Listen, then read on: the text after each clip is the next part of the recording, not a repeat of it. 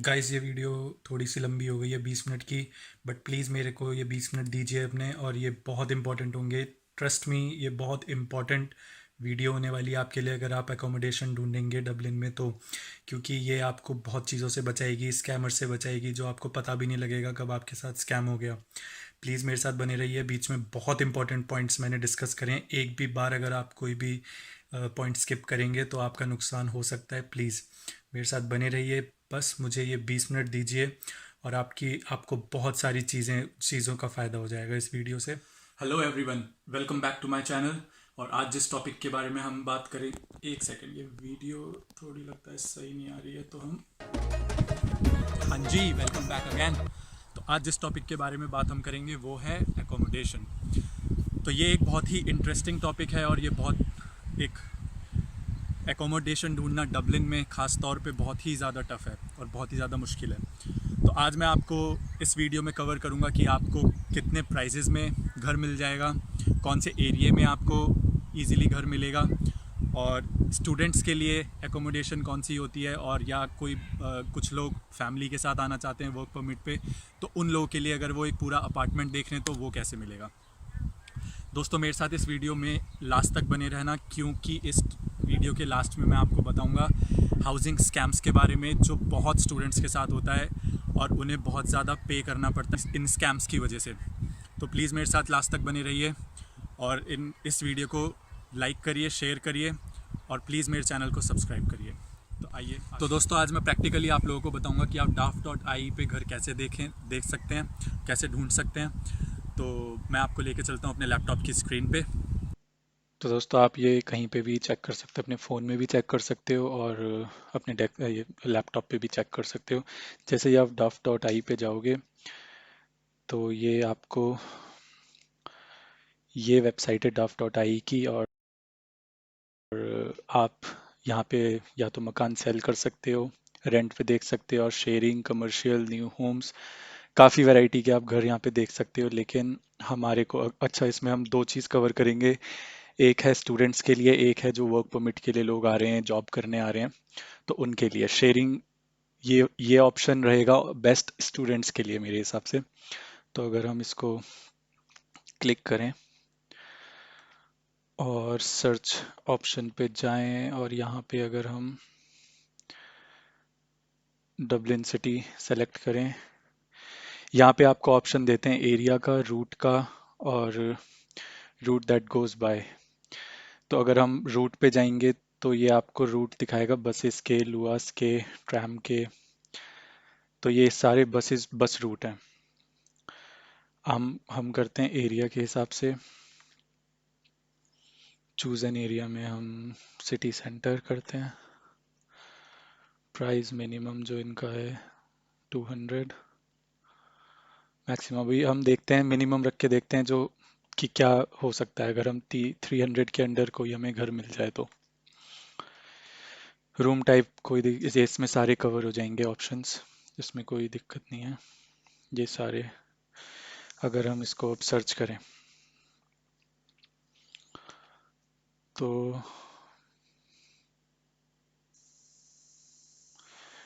ये देखो, आपको एक ये मिला ऑप्शन, दो ऑप्शंस आपको मिले हैं। आप खुद ही देख सकते हो हाउसिंग क्राइसिस की हालत, क्योंकि इतने सारे लोग हैं, डिफरेंट कंट्रीज से लोग आ रहे हैं पढ़ने के लिए, और अवेलेबल अगर 300 के अपने बजट में देखोगे आप तो दो अवेलेबल हैं, ये देखते हैं लेकिन इसमें है क्या। तो इसमें फोटोज दी हुई हैं कि कैसा है।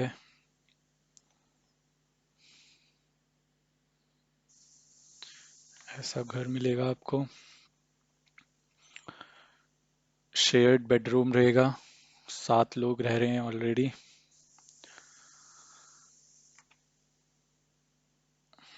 रूम शेयर्ड विथ 2 और 4 पीपल, बंक बेड्स। तो दोस्तों इसमें बंक बेड मिलेगा आपको 300 में।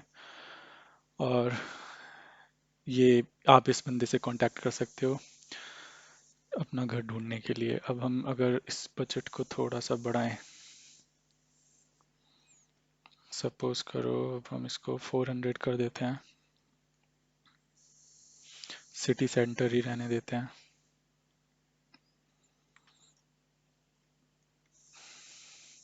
तो आपको ऑप्शंस मिल जाएंगे।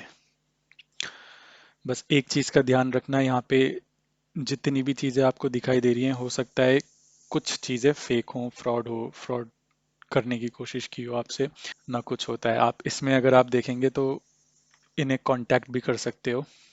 यहाँ आप अपना नाम, ईमेल एड्रेस, अपनी इंफॉर्मेशन लिख के इसको जैसे ही आप सेंड करोगे तो ये उसके पास मेल पहुंच जाएगा, और फिर वो आपको या तो मैसेज आ जाएगा आपके पास उसकी तरफ से, या मेल आ जाएगा।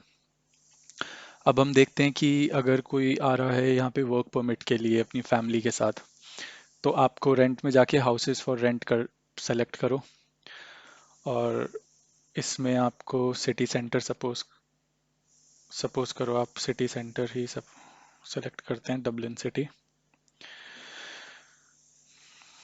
और मिनिमम रहने देते हैं, इसमें हम 1000 करते हैं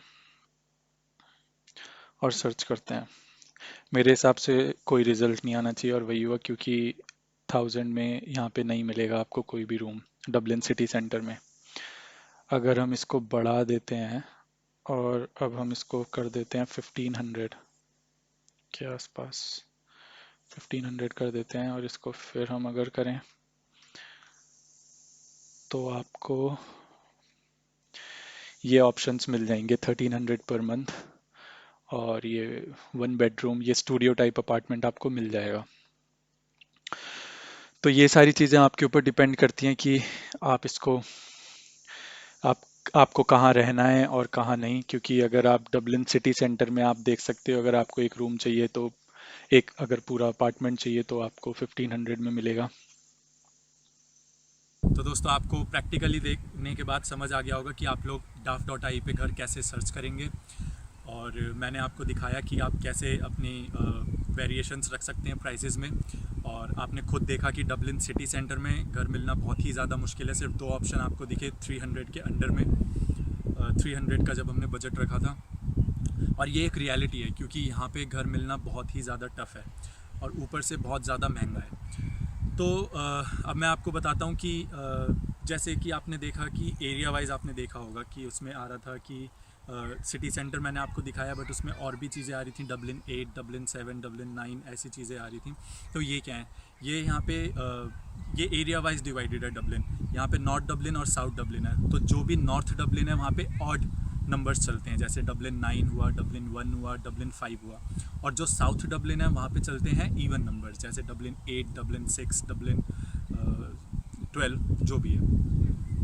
तो दोस्तों, इन चीज़ों का अगर आप कभी कोई आपको फ्रेंड बोले कि डबलिन साउथ में देखो, तो आप बिल्कुल कंफ्यूज मत होना, आपको देखना है इवन नंबर्स। और कोई अगर आपको बोले कि डबलिन नॉर्थ में देखना है, तो आप इसमें भी कंफ्यूज मत होना, क्योंकि आपको देखना है odd number.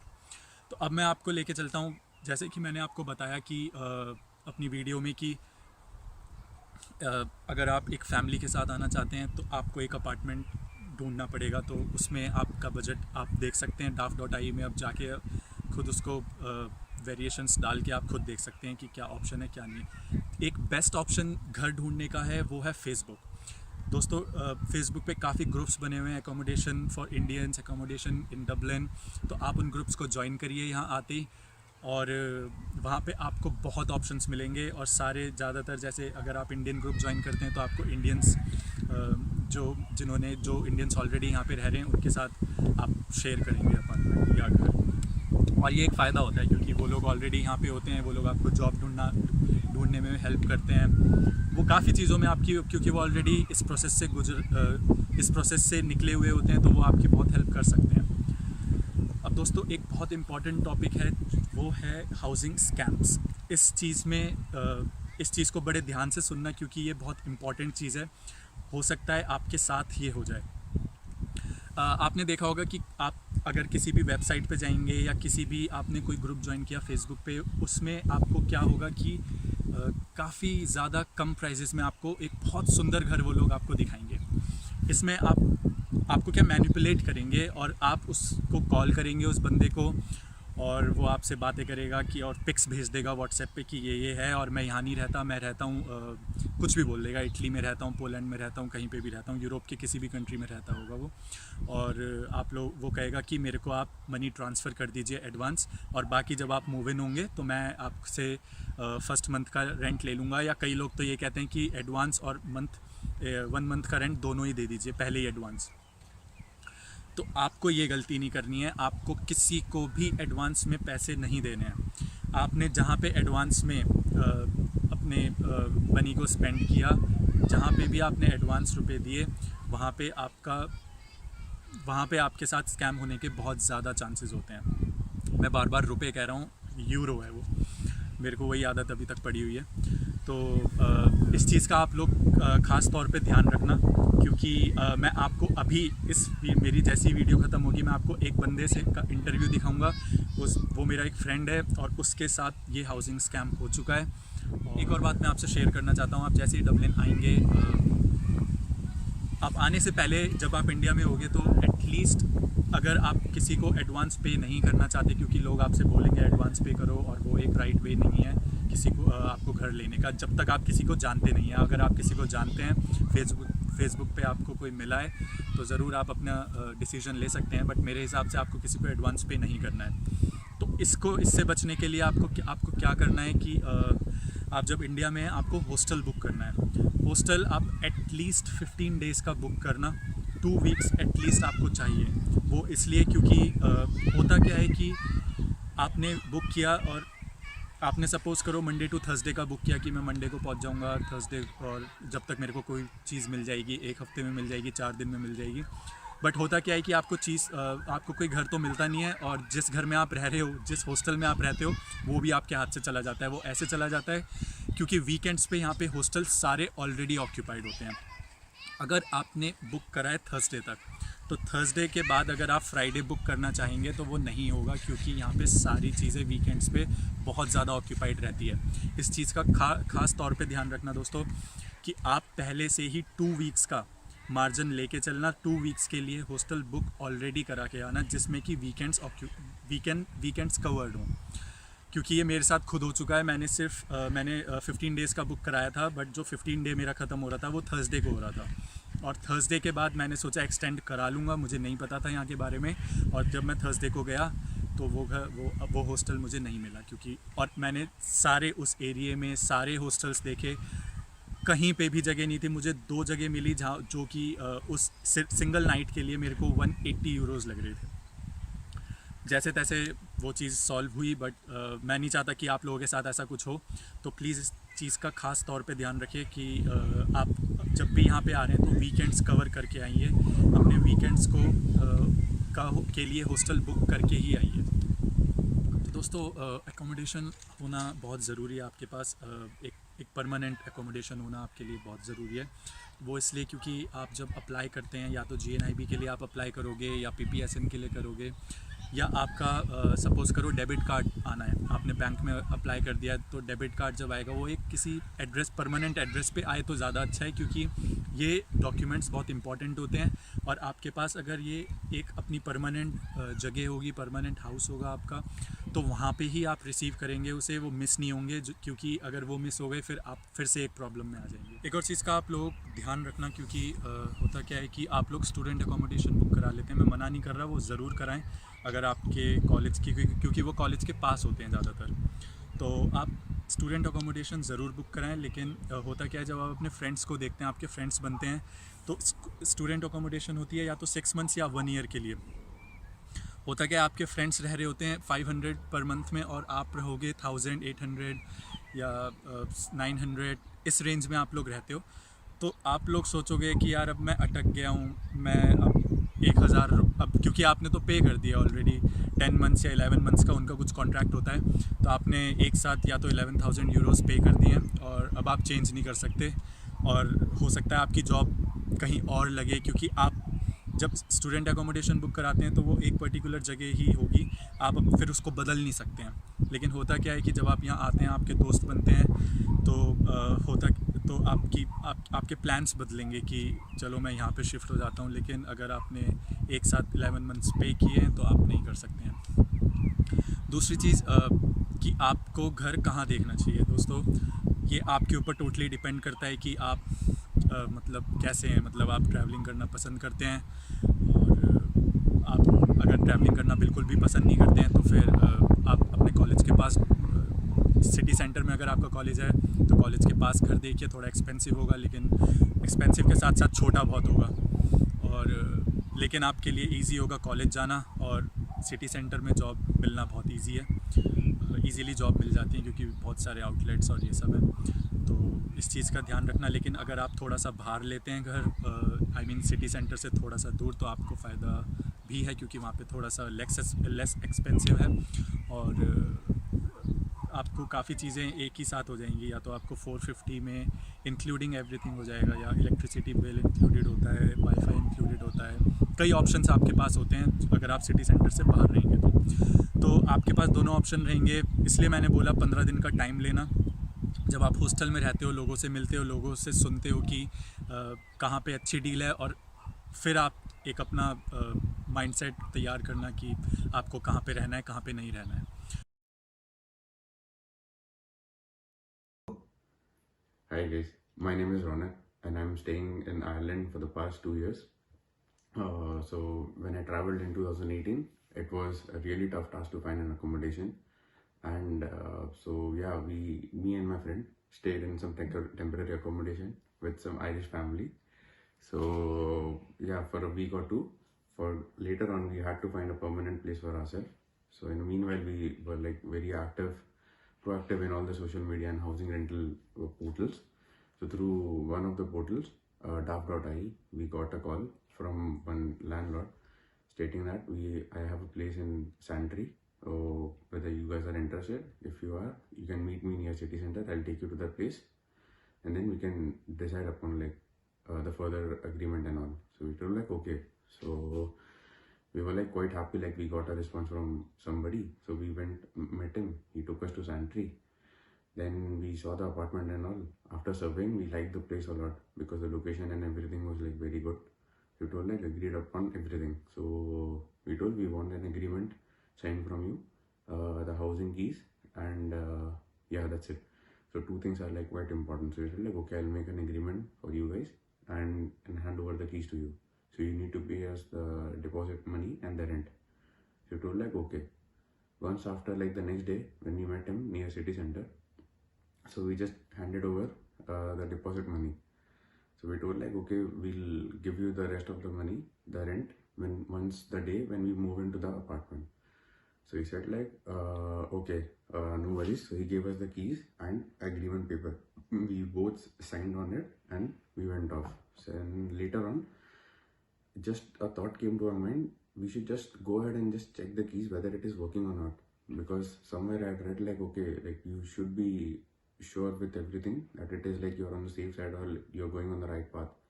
So later, after 1 or 2 days, we went to the apartment and we tried checking the keys. So it didn't work.